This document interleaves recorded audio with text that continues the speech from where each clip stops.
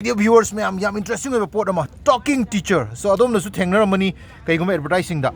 So Manipur market is like talking teacher. Young ministry. Sir, I'm the unboxing to view tapi okay da.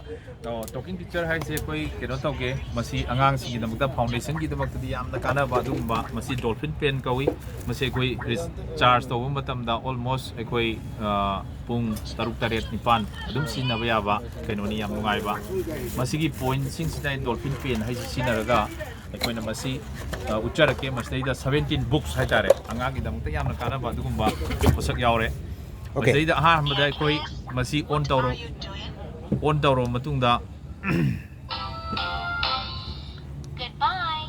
akoi hajarake on tawjarake mu okay ma'am khami gadal di ko asi je toddler amsung maron thokpa horak padagi horaga nursery class 1 2 3 scale mayam dugi lerik makal mayam yauri ko so smart oina angang sing da takpi na ba tambi na ba khangan na ba posak amni ko so akoi no uzana takadori se so uzana on to ringa every chance lo jam angang sing da yamna excited oiba education atmosphere ma pi ba yaba dugu mani ba dai da koina dolphin pen machines dai na let's start hariba dai da number hobiba let's learn english with the rhymes collection card dugu hai ba je koina sigi je unboxing tawra kan da yeng chi rhymes si koi piece of papers dai da koi 32 rhymes yaure mas dai da koina sumaina nambi ba matam da baba black sheep sumaina lakani aduga koi rhymes si pahalaga sakmina ba dum yare se dai da sumaina tamina raba matungda amuk yam interesting oriba part na kari no haiba matamda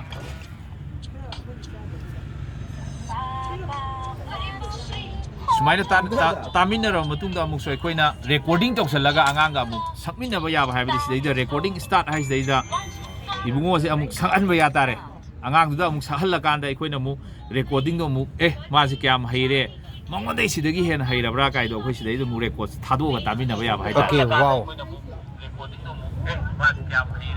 okay wow angang amna ngang hi ba wadumak parents na mu recording toruga correction to usu ai facility mayam piri sine ba so very interesting aduga story collection na story mayam yaure sida jo koina story turning matam da koina sigi Andy and it's his accordion je Andy and his accordion smaitar kan da story si jo dum tamina ba yare moral story ngata ni masi yam kana ba once upon a time sumaina laigani si su masai sumaina recording tawraga play tawraga tamina ba loiba yabagi loina yabagi scope lai aduga angang piki ba angang sing da alphabet tambi ba matam da koina yamna excited oina namaga e ball se kaino haiba matam je hangnaru draga su ball se da tak law namak pada ball na haijarak pa masa matom da tamja ba yaba aduga yamna interesting oiba kaino sing loi yaure okay picture dugi vocabulary dumak mechin sina ngangjer ani sine ba okay ozana sungai pa ngasai pan bigi bam sulai bluetooth ta makonji yam speaker thadu su yai ko ya adu su yam loina bluetooth ama thado lupa lising ahumari manga trupi bam tawraga yam clear oina maintain tawraga adum classroom da su amdi anywhere da koina takpa yaba dum bani aduga a for apple na koina hairba matungda sumaina adagi magi apple gi spelling hairakani aduga yam interesting ori pochina ozana apple haibsi karino haibsi sida description adum pijara pa the doctor away sumai tawdana loina bak lai hai tare sida ju volume lai khat pa yai lai thaba yai volume up sumaina lai gani okay volume increase to yai increase to yai decrease to yai recording to yai recording play to yai recording stop to bugi si facility lo yauri hai tare okay aduga alphabet se tawro matung da mok su ai koina hindi amuk aksar mala se khangdraga su sida su okay alu sumaina adai hindi su kam khangda mi si ju sina dum thillaga hangnaru draga su गमला sumai tawdana उपयोग पौधे लगाने में होता है dagi spelling amu ग म ला गमला sumaina yamna interesting oi bhai tare मैं घड़ी आपको समय बताती हूँ okay so yam wow oi amazing oi sir makha jathasi aduga sida rhyme gi book su yauri si su nursery rhyme sumaina namma kanda friends let's start learning baba black si sumaina su dum taba yabagi facility lei aduga my watch ai si volume 1 2 3 4 na dum lei aduga sida ozana sungta takpada ozana madi aikoina parents sing na takpada thungar do ibo pot an type se kaino have se sida explain tawni Sumai tawdana loinaba yamna interesting My oiba haitare. sister loves playing with me. I am her favorite companion. Sumaina uncle haibsaida Hello to your dad's brother. si language amani mathang da muk language mari ni akhoi je Hindi da mu hairani. पिता के भाई को यानी मुझे hello नहीं करोगे? Adagi muk ये बाबा Marathi da muk hello मर Gujarati da muk पप्पा ने भाई जिनके हों Sumaina yamna interesting oiba volume mayama series laigre volume mari bau lai Okay. aduga foreign language yauri da language mari akhoi na tamba ya ba basic English French language book English English French German Russian Sumaina ada akhoi na sidai any akhoi na yengma matamda ani si adum kaino tawba yare let's go haisi English da si haire Let's go. Hello Z. Get here. ये खाली Sumaina adagi sida general knowledge yaure angangi yamna kanagadaba GK sisu adum friends. basic oina yam tana ba yaba With the general around the world. Countries. capitals Capitals.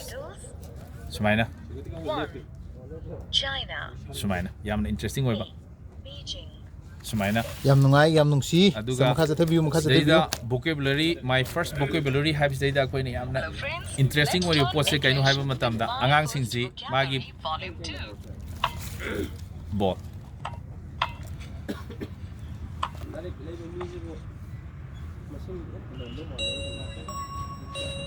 yamna music su yamna ingba tappa yam different music lei haitare hodong na khongba angang na kamai khongi du sungang khangdriba hodong udriba angang da di masi yam kanarani haitare aduga question hangbusu yai stage da start haisda Do you see 5? do you see 5 haire koina 5 haira ko stage da Sorry kid. for the number of these sorry kids haira kani aduga koina 5 ta nam taragadi Sorry kid.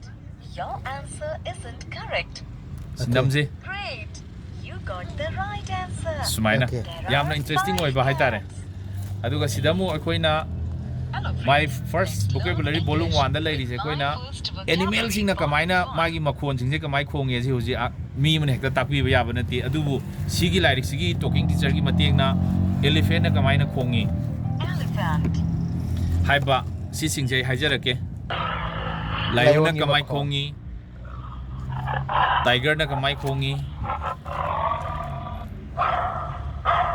hui na kamai khongi sagon na kamai khongi sumaina adagi elephant na kamai khongi monkey na kamai khongi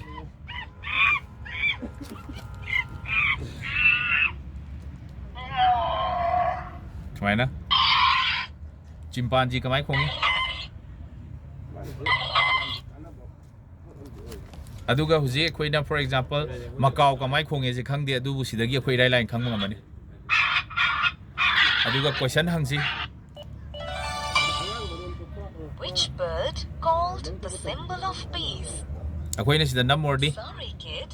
Sorry, Your kid, sorry, answer sir. isn't correct. sida number di Great. You got the right answer. smai tok dana moren story sing su yaure sida Yang mina siam tang. Makum yang siu za. Akbar meets Birbal Okay. moina kamai tok higi haiba Okay. Akbar meets Birbal. Akbar meets Birble. Okay. Hello, friends. Cooking Let's the read stories. Khichari. Cooking the Khichari. sumaina yamna English Hindi Marathi Gujarati loi laigani si sida khoina One of the greatest Indian rulers of all time. Sumaina. Akbar the Great had several moral wives. story adum laire the weak little witch si laire Called them his Hello friends. Hello friends. Let's read stories. The Wicked Little Witch. The little animals of the woods. sumaina Very frightened. adagi Andy and his accordion Let's read stories. sisu yamna moral story yamna nungai ba angang sing de yamna moral lesson pi ba yaba dugumba story nga tani hai tare mas dai da pi ri sing je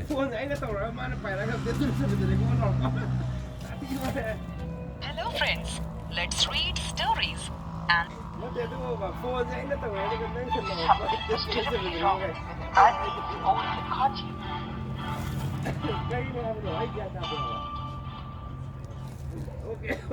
ꯁꯨꯃꯥꯏꯅ ꯇꯧꯗꯅ ꯃꯁꯤ ꯃꯌꯥꯝꯅ ꯍꯥꯏꯗꯤ ꯑꯉꯥꯡ ꯑꯣꯏꯔꯤꯕ ꯍꯥꯏꯗꯤ class 3 ꯐꯥꯎꯗ ꯂꯩꯔꯤꯕꯁꯤꯡꯁꯤꯗꯩꯗ ꯐꯖꯅ ꯇꯝꯕꯤꯕ ꯃꯇꯝꯗ ꯑꯗꯨꯛꯀꯤ ꯃꯇꯤꯛ ꯌꯥꯝꯅ ꯑꯦꯛꯁꯥꯏꯇꯦꯠ ꯑꯣꯏꯕ ꯌꯥꯝꯅ ꯃꯣꯏꯅ ꯏꯟꯇꯔꯦꯁ ꯂꯩꯅ ꯂꯥꯏꯔꯤꯛ ꯇꯝꯖꯕ ꯌꯥꯕ Hello friends, let's learn ꯑꯗꯨꯒꯨꯝꯕ ꯄꯣꯠꯁꯛ ꯑꯃ ꯑꯣꯏ ꯑꯗꯨꯅ So my dear friend ma'am, akoina ji yengminare the talking teacher. So conclusion amtang haijaramge. My first vocabulary book haibisida lairiba package ji ko. So my dear friend ma'am, package ji plumna 17 collection ni ko. So vocabulary 1 2 3 nursery rhymes alphabet ABCD aduga muk tongana rhymes ki collection kitang ahal oirak pasingi story collection atopa word series ta tongan be different words volume 1 2 volume 3 and volume 4 fawa aduga muk kitang serious oirakpa thak wangkhalakpa angang duni english hairakpagi level amagi oina yawri ko story ke ama tongan ba so Akhbar and Birble gi yawre ko so tongana aduga muk yam nungsiba section jina Hindi adom ge ngang do Hindi hairani asibu laibiragadi so general knowledge yam nungsiba manungda yauri ko so akoigi capitals nation gi ka relate oiba general knowledge sing countries sing continents sing asina chingba sing kayama vocabulary ki loina aduga most loving part is the foreign language